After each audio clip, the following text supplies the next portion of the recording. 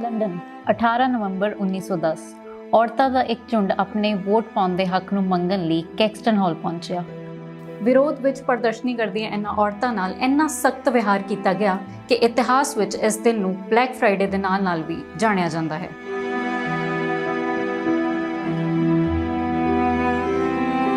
ਖਚਾਖਚ ਭਰੇ ਇਸ ਹਾਲ ਵਿੱਚ ਆਪਣਾ ਹੱਕ ਮੰਗਦੀਆਂ ਇਹਨਾਂ ਔਰਤਾਂ ਦੇ ਝੁੰਡ ਦੀ ਅਗਵਾਈ ਕਰਦੀ ਐਮਲੀਨ ਪੈਨਕਰਸ ਦੇ ਪਿੱਛੇ ਇੱਕ ਅਜਿਹੀ ਔਰਤ ਖੜੀ ਸੀ ਜਿਸ ਨੂੰ ਸ਼ਾਇਦ ਨਹੀਂ ਪਤਾ ਸੀ ਕਿ ਉਹ ਇਤਿਹਾਸ ਰਚਣ ਵਾਲੀ ਹੈ। ਇਹ ਕਨਕ ਵੰਨੇ ਰੰਗ ਦੀ ਔਰਤ ਸੀ ਮਹਾਰਾਜਾ ਰਣਜੀਤ ਸਿੰਘ ਦੀ ਪੁੱਤਰੀ ਸੋਫੀਆ ਦਲੀਪ ਸਿੰਘ।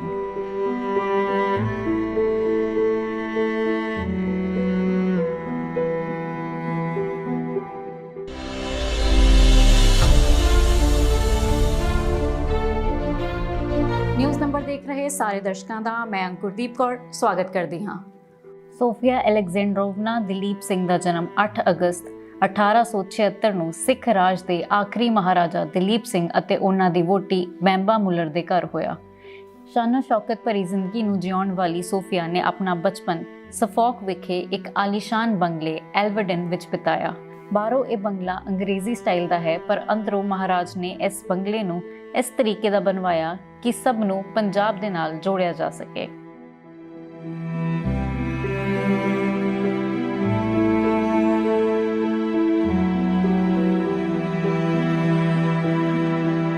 और इस एल्वर्डन हॉल के पिछे असली कहानी है साम्राज्यवाद दी ਅਤੇ एक खुशहाल ते ताकतवर राज के मिटन दी।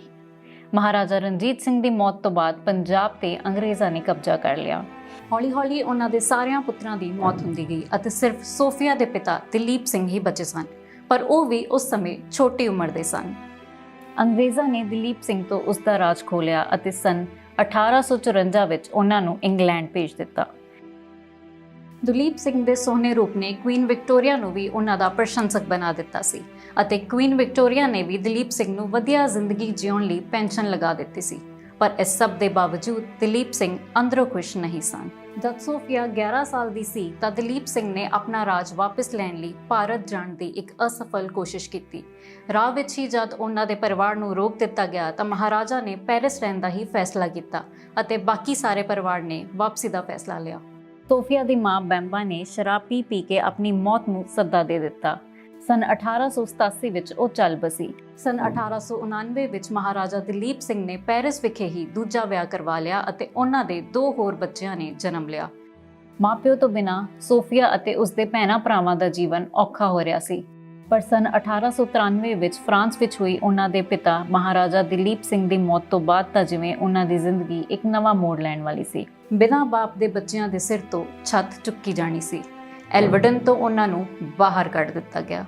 ਬੇਸਹਾਰਾ, ਲਾਚਾਰ ਅਤੇ ਕਮਜ਼ੋਰ ਸੋਫੀਆ ਨੂੰ ਨਹੀਂ ਪਤਾ ਸੀ ਕਿ ਭਵਿੱਖ ਵਿੱਚ ਉਸਦੀ ਆਵਾਜ਼ ਕਿੰਨੀ ਬੁਲੰਦ ਹੋਵੇਗੀ। ਸਨ 1994 ਵਿੱਚ ਉਹ ਮਾਸੂਮ ਬੱਚੀ ਲੰਡਨ ਚਲੇ ਗਈ।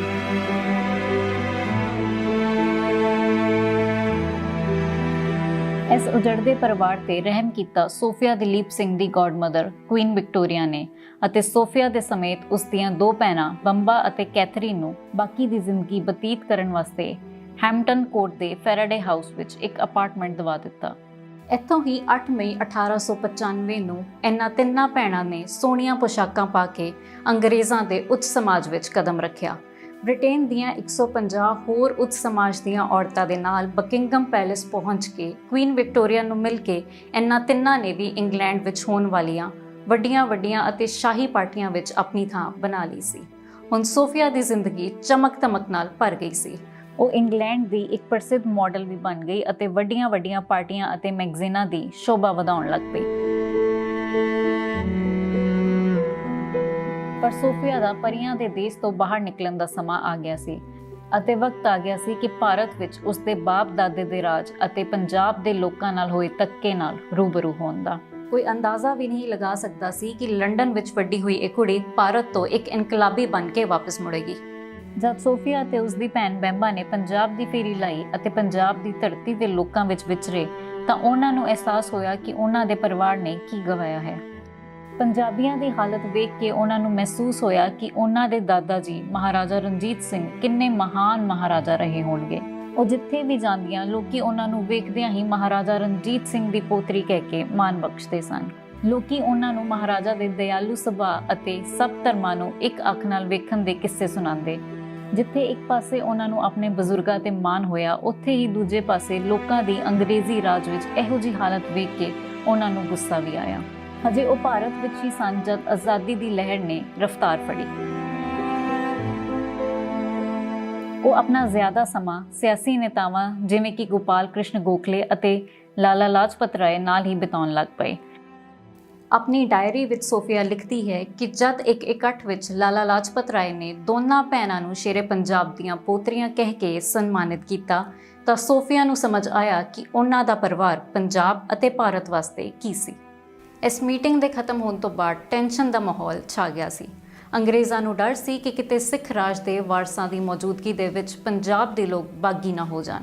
ਪਰ ਅੰਗਰੇਜ਼ੀ ਹਕੂਮਤ ਵੱਲੋਂ ਉਹਨਾਂ ਲੋਕਾਂ ਉੱਪਰ ਕੀਤੀ ਜਾ ਰਹੀ ਨਾਇਨਸਾਫੀ ਜਿਨ੍ਹਾਂ ਤੇ ਕਦੇ ਉਹਨਾਂ ਦੇ ਪਰਿਵਾਰ ਨੇ ਰਾਜ ਕੀਤਾ ਸੀ, ਇਹ ਸਭ ਸੋਫੀਆ ਵਾਸਤੇ ਅਸਹਿ ਸੀ ਅਤੇ ਇਸ ਸਭ ਨੇ ਉਸ ਦੇ ਵਿੱਚ ਇੱਕ ਅਲੱਗ ਹੀ ਜਜ਼ਬਾ ਅਤੇ ਜੋਸ਼ ਭਰ ਦਿੱਤਾ ਸੀ। ਇਸ ਪੰਜਾਬ ਦੀ ਰਾਜਕੁਮਾਰੀ ਨੇ ਆਪਣੇ ਦਾਦੇ ਦੀ ਇੱਕ ਯੋਧੇ ਵਾਲੀ ਰੂਹ ਨੂੰ ਪਛਾਣ ਲਿਆ ਸੀ ਅਤੇ ਨਾਲ ਹੀ ਆਪਣੀ ਜ਼ਿੰਦਗੀ ਦਾ ਮਕਸਦ ਵੀ। ਪਰ ਇਸ ਸਭ ਦੀ ਬੁਨਿਆਦ ਬਣੀ ਉਸ ਦੀ ਆਪਣੀਆਂ ਭੈਣਾਂ ਨਾਲ ਹੋਈ ਨਾਇਨਸਾਫੀ। ਦਰਅਸਲ ਸਨ 1900 ਵਿੱਚ ਸੋਫੀਆ ਦੀ ਭੈਣ ਬੈਂਬਾ ਡਾਕਟਰੀ ਦੀ ਟ੍ਰੇਨਿੰਗ ਵਾਸਤੇ ਸ਼ਿਕਾਗੋ ਗਈ, ਪਰ ਅੱਧ ਵਿਚਾਲੇ ਹੀ ਇਹ ਕਿਹਾ ਗਿਆ ਕਿ ਔਰਤਾਂ ਆਪਰੇਸ਼ਨ ਕਰਨ ਵਿੱਚ ਅਸਮਰੱਥ ਨੇ ਅਤੇ ਬੈਂਬਾ ਨੂੰ ਅੱਧ ਵਿਚਾਲੇ ਹੀ ਆਪਣੀ ਟ੍ਰੇਨਿੰਗ ਛੱਡਣੀ ਪਈ।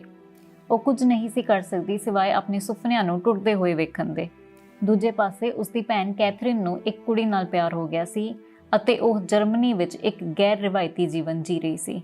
ਆਪਣੀ ਭੈਣਾਂ ਨੂੰ ਸਮਾਜ ਵਿੱਚ ਮਨਜ਼ੂਰੀ ਲਈ ਸੰਘਰਸ਼ ਕਰਦੇ ਵੇਖ ਕੇ ਸੋਫੀਆ ਨੂੰ ਅਹਿਸਾਸ ਹੋਇਆ ਕਿ ਔਰਤਾਂ ਨੂੰ ਸਮਾਜ ਆਪਣੀ ਖੁਦ ਦੀ ਤਕਦੀਰ ਤੇ ਵੀ ਹੱਕ ਜਤਾਉਣ ਦਾ ਮੌਕਾ ਨਹੀਂ ਦਿੰਦਾ।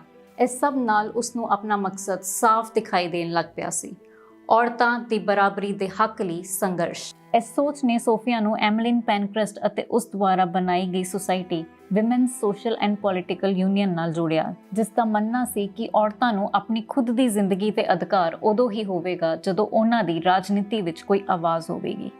ਸੋਫੀਆ ਦਾ ਮੰਨਣਾ ਬਿਲਕੁਲ ਸਹੀ ਸੀ ਅਤੇ ਕੁਝ ਸਮੇਂ ਬਾਅਦ ਉਸ ਨੂੰ ਆਮ ਜਨਤਾ ਦਾ ਵੀ ਸਾਥ ਮਿਲਿਆ। ਪਾਰਲੀਮੈਂਟ ਸਕੁਆਇਰ 18 ਨਵੰਬਰ 1910, ਜਿੱਥੇ ਔਰਤਾਂ ਦਾ ਝੁੰਡ ਆਪਣੇ ਹੱਕ ਲਈ ਬਣਾਏ ਬਿੱਲ ਵਾਸਤੇ ਪ੍ਰਧਾਨ ਮੰਤਰੀ ਹਰਬਰਟ ਐਸਕੁਇਥ ਦੀ ਉਡੀਕ ਕਰ ਰਿਹਾ ਸੀ, ਉੱਥੇ ਹੀ ਪ੍ਰਧਾਨ ਮੰਤਰੀ ਨੇ ਇਸ ਬਿੱਲ ਬਾਰੇ ਚਰਚਾ ਕਰਨ ਤੋਂ ਵੀ ਇਨਕਾਰ ਕਰ ਦਿੱਤਾ। ਪ੍ਰਧਾਨ ਮੰਤਰੀ ਦੇ ਇਸ ਫੈਸਲੇ ਦੀ ਖਬਰ ਲੱਗਦੇ ਹੀ ਉੱਥੇ ਮੌਜੂਦ 12 ਔਰਤਾਂ ਨੇ ਪਾਰਲੀਮੈਂਟ ਤੇ ਮਾਰਚ ਕਰਨੀ ਸ਼ੁਰੂ ਕਰ ਦਿੱਤੀ, ਜਿਨ੍ਹਾਂ ਵਿੱਚੋਂ ਇੱਕ ਸੀ ਰਾਜਕੁਮਾਰੀ ਸੋਫੀਆ ਦਲੀਪ ਸਿੰਘ। ਵੋਟ ਪਾਉਣ ਦੇ ਹੱਕ ਲਈ ਲੜ ਰਹੀਆਂ ਔਰਤਾਂ ਦੀ ਗਿਣਤੀ ਵਧਦੀ ਗਈ ਅਤੇ ਉਹ ਇਸ ਮਾਰਚ ਨਾਲ ਜੁੜ ਕੇ ਪਾਰਲੀਮੈਂਟ ਸਕੁਆਇਰ ਪੁੱਜੀਆਂ, ਪਰ ਉੱਥੇ ਉਹਨਾਂ ਨੂੰ ਰੋਕਣ ਵਾਸਤੇ ਹਜ਼ਾਰਾਂ ਦੀ ਗਿਣਤੀ ਵਿੱਚ ਪੁਲਿਸ ਅਫਸਰ ਮੌਜੂਦ ਸਨ। ਉਸ ਤੋਂ ਬਾਅਦ ਉੱਥੇ ਜੋ ਹਾਲਾਤ ਬਣੇ ਉਸ ਬਾਰੇ ਸੋਫੀਆ ਨੇ ਆਪਣੀ ਜ਼ਿੰਦਗੀ ਵਿੱਚ ਕਦੇ ਵੀ ਨਹੀਂ ਸੋਚਿਆ ਹੋਣਾ। ਧੱਕਾ ਮੁੱਕੀ ਹੱਥਾਪਾਈ ਦੇ ਇਸ ਮਾਹੌਲ ਵਿੱਚ ਜਦ ਉਸਨੇ ਇੱਕ ਪੁਲਿਸ ਅਧਿਕਾਰੀ ਨੂੰ ਸੜਕ ਤੇ ਡਿੱਗੀ ਔਰਤ ਨੂੰ ਬਾਰ-ਬਾਰ ਕੁੱਟਦੇ ਹੋਏ ਦੇਖਿਆ ਤਾਂ ਉਸਨੇ ਉਸ ਔਰਤ ਨੂੰ ਬਚਾਉਣ ਲਈ ਆਪਣੇ ਆਪ ਨੂੰ ਦੋਹਾਂ ਦੇ ਵਿਚਕਾਰ ਡਾਲ ਦਿੱਤਾ। ਜਿਵੇਂ ਹੀ ਉਸ ਪੁਲਿਸ ਅਫਸਰ ਨੂੰ ਪਤਾ ਲੱਗਿਆ ਕਿ ਉਹ ਸੋਫੀਆ ਦਲੀਪ ਸਿੰਘ ਹੈ ਤਾਂ ਉਹ ਉੱਥੋਂ ਭੱਜ ਗਿਆ, ਪਰ ਸੋਫੀਆ ਨੇ ਉਸ ਦਾ ਬੈਚ ਨੰਬਰ ਨੋਟ ਕਰ ਲਿਆ ਸੀ 20700। ਇਹੋ ਜਿਹੀ ਹਰਕਤ ਸੋਫੀਆ ਲਈ ਅਸਹਿ ਸੀ, ਇਸ ਲਈ ਉਸਨੇ ਇੱਕ ਸ਼ਿਕਾਇਤ ਵਾਸਤੇ ਖੱਤ ਲਿਖਿਆ ਜੋ ਵੱਖਰੇ ਪੁਲਿਸ ਅਫਸਰਾਂ ਦੇ ਹੱਥੋਂ ਨਿਕਲਦਾ ਹੋਇਆ ਵਿੰਸਟਨ ਸਪੈਂਸਰ ਚਰਚਿਲ ਕੋਲ ਪੁੱਜਿਆ। ਹੋਮ ਸੈਕਟਰੀ ਵਿੰਸਟਨ ਚਰਚਿਲ ਪਹਿਲਾਂ ਹੀ ਪ੍ਰੈਸ ਵਿੱਚ ਉੱਠ ਰਹੇ ਉਸ ਦੀ ਕਾਬਲੀਅਤ ਤੇ ਸਵਾਲਾਂ ਕਰਕੇ ਬਹੁਤ ਪਰੇਸ਼ਾਨ ਸੀ। ਉਸ ਤੋਂ ਬਾਅਦ ਸੋਫੀਆ ਦਲੀਪ ਸਿੰਘ ਵਰਗੀ ਅਹਿਮ ਔਰਤ ਤੋਂ ਇਸ ਸਭ ਸ਼ਿਕਾਇਤਾਂ ਦੇ ਕਾਰਨ ਉਹ ਹੋਰ ਗੁੱਸੇ ਵਿੱਚ ਆ ਗਿਆ। 1 ਮਹੀਨੇ ਬਾਅਦ ਉਸਨੇ ਸੋਫੀਆ ਨੂੰ ਕੋਈ ਵੀ ਜਵਾਬੀ ਖਤ ਦੇਣ ਤੋਂ ਇਨਕਾਰ ਕਰ ਦਿੱਤਾ ਅਤੇ ਉਮੀਦ ਕੀਤੀ ਕਿ ਮਾਮਲਾ ਇੱਥੇ ਹੀ ਰਫਾ-ਦਫਾ ਹੋ ਜਾਏਗਾ। ਪਰ ਚਰਚਿਲ ਨੇ ਸੋਫੀਆ ਦੀ ਦ੍ਰਿੜਤਾ ਦਾ ਗਲਤ ਅੰਦਾਜ਼ਾ ਲਗਾ ਲਿਆ ਸੀ। ਮਹਾਰਾਜਾ ਰਣਜੀਤ ਸਿੰਘ ਵਰਗੇ ਦ੍ਰਿੜ ਮਹਾਰਾਜੇ ਦੀ ਪੋਤਰੀ ਨੇ ਫੈਸਲਾ ਕਰ ਲਿਆ ਸੀ ਕਿ ਉਹ ਹੁਣ ਹੋਮ ਮਿਨਿਸਟਰ ਨਹੀਂ ਸਗੋਂ ਪ੍ਰਾਈਮ ਮਿਨਿਸਟਰ ਤੋਂ ਜਵਾਬ ਮੰਗੂਗੀ। 6 ਫਰਵਰੀ 1911 ਨੂੰ ਲੰਡਨ ਦੀਆਂ ਸੜਕਾਂ ਲੋਕਾਂ ਨਾਲ ਖਚਾਖਚ ਭਰੀਆਂ ਹੋਈਆਂ ਸਨ ਅਤੇ ਸਭ ਕਿੰਗ ਜਾਰਜ V ਅਤੇ ਉਹਨਾਂ ਦੀ ਸਵਾਰੀ ਨੂੰ ਵੇਖਣ ਵਾਸਤੇ ਚਾਹਵਾਨ ਸਨ। ਪਾਰਲੀਮੈਂਟ ਦੀ ਸਟੇਟ ਓਪਨਿੰਗ ਵਾਸਤੇ ਉਹ ਵੈਸਟਮਿੰਸਟਰ ਵੱਲ ਜਾ ਰਹੇ ਸਨ। ਪ੍ਰਧਾਨ ਮੰਤਰੀ ਹਰਬਰਟ ਐਸਕੁਇਥ ਵੀ ਹਾਊਸ ਆਫ ਕਾਮਨਸ ਜਾਣ ਦੀ ਤਿਆਰੀ ਖਿੱਚ ਰਹੇ ਸਨ। ਪੁਲਿਸ ਨੇ ਉੱਥੇ ਸੋਫੀਆ ਨੂੰ ਜ਼ਰੂਰ ਵੇਖਿਆ ਹੋਵੇਗਾ, ਪਰ ਉਹ ਕੁਝ ਕਰੂਗੀ ਇਸ ਦਾ ਅੰਦਾਜ਼ਾ ਨਹੀਂ ਲਗਾਇਆ ਹੋਵੇਗਾ। ਜਿਵੇਂ ਹੀ ਐਸਕੁਇਥ ਆਪਣੀ ਗੱਡੀ ਵਿੱਚ ਬੈਠ ਕੇ ਰਵਾਨਾ ਹੋਇਆ, ਸੋਫੀਆ ਨੇ ਇੱਕ ਪੋਸਟਰ ਕੱਢਿਆ ਅਤੇ ਗੱਡੀ ਦੀ ਤਾਕੀ ਤੇ ਇਸ ਤਰ੍ਹਾਂ ਮਾਰਿਆ ਕਿ ਪ੍ਰਾਈਮ ਮਿਨਿਸਟਰ ਦੀ ਅੱਖਾਂ ਉਸ ਨੂੰ ਪੜ੍ਹਨ ਤੋਂ ਵਾਂਝੀਆਂ ਨਾ ਰਹਿ ਸਕਣ। ਉਸ ਕਾਗਜ਼ ਤੇ ਲਿਖਿਆ ਸੀ ਵੋਟਸ ਫॉर ਵਿਮਨ, ਔਰਤਾਂ ਵਾਸਤੇ ਵੋਟਾਂ ਦਾ ਅਧਿਕਾਰ। ਪੁਲਿਸ ਨੇ ਸੋਫੀਆ ਨੂੰ ਖਿੱਚਦੇ ਹੋਏ ਉੱਥੋਂ ਹਟਾਇਆ, ਪਰ ਔਰਤਾਂ ਦੇ ਹੱਕਾਂ ਲਈ ਉਹ ਚੀਕਦੀ ਰਹੀ। ਕੁਈਨ ਵਿਕਟੋਰੀਆ ਦੀ goddaughter Sophia Duleep Singh ਨੂੰ ਉਸੇ ਦਿਨ ਗ੍ਰਿਫਤਾਰ ਕੀਤਾ ਗਿਆ ਜਿਸ ਦਿਨ ਉਹਨਾਂ ਦੇ ਪੋਤਰੇ ਨੇ ਪਾਰਲੀਮੈਂਟ ਵਿੱਚ ਭਾਸ਼ਣ ਦੇਣਾ ਸੀ। ਸੋਫੀਆ ਨੇ ਸਭ ਨੂੰ ਦੁਰਾਹੇ ਤੇ ਲਿਆ ਕੇ ਖੜਾ ਕਰ ਦਿੱਤਾ ਸੀ। ਕਿਸੇ ਨੂੰ ਸਮਝ ਨਹੀਂ ਆ ਰਿਹਾ ਸੀ ਕਿ ਉਸ ਨੂੰ ਗ੍ਰਿਫਤਾਰ ਕਰਕੇ ਰੱਖਿਆ ਜਾਵੇ, ਸਜ਼ਾ ਦਿੱਤੀ ਜਾਵੇ ਜਾਂ ਇਹ ਸੋਚ ਕੇ ਛੱਡ ਦਿੱਤਾ ਜਾਵੇ ਕਿ ਕੁਝ ਹੋਇਆ ਹੀ ਨਹੀਂ। ਅੰਤ ਸੋਫੀਆ ਨੂੰ ਬਾਇੱਜ਼ਤ ਬਰੀ ਕੀਤਾ ਗਿਆ, ਪਰ ਉਹ ਰੁਕਣ ਵਾਲਿਆਂ ਵਿੱਚੋਂ ਕਿੱਥੇ ਸੀ। ਇਸ ਵਾਰ ਤਾਂ ਉਸਨੇ ਆਪਣੀ ਖੁਦ ਦੀ ਆਜ਼ਾਦੀ ਵੀ ਦਾਅ ਤੇ ਲਗਾ ਦਿੱਤੀ, ਜਿਸ ਵਾਸਤੇ ਉਸ ਨੂੰ 30 ਦਸੰਬਰ 1913 ਨੂੰ ਮੈਜਿਸਟ੍ਰੇਟਸ ਕੋਰਟ ਵਿੱਚ ਇੱਕ ਮੁਕੱਦਮੇ ਦੇ ਤਹਿਤ ਬੁਲਾਇਆ ਗਿਆ। ਦਰਅਸਲ ਉਸਨੇ ਟੈਕਸ ਭਰਨ ਤੋਂ ਇਨਕਾਰ ਕਰ ਦਿੱਤਾ ਸੀ ਅਤੇ ਟੈਕਸ ਰੈਜ਼ਿਸਟੈਂਟ ਲੀਗ ਨੂੰ ਪੂਰਾ ਸਮਰਥਨ ਵੀ ਦਿੱਤਾ। ਇਸ ਸਭ ਦੇ ਪਿੱਛੇ ਇਹੀ ਮਕਸਦ ਸੀ ਕਿ ਜਦੋਂ ਤੱਕ ਔਰਤਾਂ ਨੂੰ ਵੋਟ ਪਾਉਣ ਦਾ ਹੱਕ ਨਹੀਂ ਮਿਲੇਗਾ, ਉਦੋਂ ਤੱਕ ਉਹ ਟੈਕਸ ਵੀ ਨਹੀਂ ਭਰਨਗੀਆਂ। ਪਰ ਜੇ ਟੈਕਸ ਨਹੀਂ ਭਰਨਗੀਆਂ ਤਾਂ ਉਹਨਾਂ ਨੂੰ ਜੇਲ੍ਹ ਵੀ ਜਾਣਾ ਪੈ ਸਕਦਾ ਹੈ। ਕੋਰਟ ਵਿੱਚ ਸੋਫੀਆ ਨੇ ਆਪਣੀ ਆਵਾਜ਼ ਨੂੰ ਹੋਰ ਵੀ ਬੁਲੰਦ ਕਰਦੇ ਹੋਏ ਇਹ ਦਲੀਲ ਦਿੱਤੀ ਕਿ ਉਹ ਦੇਸ਼ ਨੂੰ ਇਸ ਲਈ ਟੈਕਸ ਨਹੀਂ ਦੇ ਰਹੀ ਕਿਉਂਕਿ ਨਾ ਹੀ ਦੇਸ਼ ਉੱਪਰ ਹੋ ਰਹੇ ਕਿਸੇ ਖਰਚੇ ਉੱਤੇ ਉਸ ਦਾ ਕੋਈ ਨਿਯੰਤਰਣ ਹੈ ਅਤੇ ਨਾ ਹੀ ਉਸ ਨੂੰ ਅਧਿਕਾਰ ਹੈ ਕਿਸੇ ਵੀ ਪਾਰਲੀਮੈਂਟ ਦੇ ਮੈਂਬਰ ਨੂੰ ਚੁਣਨ ਦਾ ਜਿਨ੍ਹਾਂ ਦੀਆਂ ਤਨਖਾਹਾਂ ਉਸ ਦੇ ਦਿੱਤੇ ਹੋਏ ਟੈਕਸ ਨਾਲ ਭਰੀਆਂ ਜਾਂਦੀਆਂ ਨੇ। ਸੋਫੀਆ ਨੇ ਮੰਨਿਆ ਕਿ ਉਸ ਨੂੰ ਟੈਕਸ ਦੇਣਾ ਚਾਹੀਦਾ ਹੈ ਆਪਣੇ ਦੇਸ਼ ਦੀ ਤਰੱਕੀ ਲਈ, ਪਰ ਨਾਲ ਹੀ ਉਸਨੇ ਬੜੀ ਬਹਾਦਰੀ ਨਾਲ ਕਿਹਾ ਕਿ ਜੇ ਉਹ ਆਪਣੇ ਦੇਸ਼ ਨੂੰ ਚਲਾਉਣ ਵਾਲਿਆਂ ਨੂੰ ਚੁਣਨ ਦੇ ਲਈ ਕਾਬਿਲ ਨਹੀਂ ਹੈ ਤਾਂ ਉਹ ਟੈਕਸ ਦੇਣ ਲਈ ਕਾਬਿਲ ਕਿਵੇਂ ਹੋ ਸਕਦੀ ਹੈ। ਜੱਜ ਨੇ ਉਸ ਨੂੰ ਜੇਲ੍ਹ ਕੱਟਣ ਦੀ ਸਜ਼ਾ ਦੇਣੀ ਸਹੀ ਨਹੀਂ ਸਮਝੀ, ਪਰ ਉਸ ਨੂੰ ਇੱਕ ਜੁਰਮਾਨਾ ਲਗਾ ਦਿੱਤਾ। ਕੁਝ ਸਮੇਂ ਬਾਅਦ ਉਸ ਦੇ ਘਰੋਂ ਕੁਝ ਗਹਿਣੇ ਅਤੇ ਜ਼ੇਵਰਾਤ ਜ਼ਬਤ ਕਰ ਲਏ ਗਏ।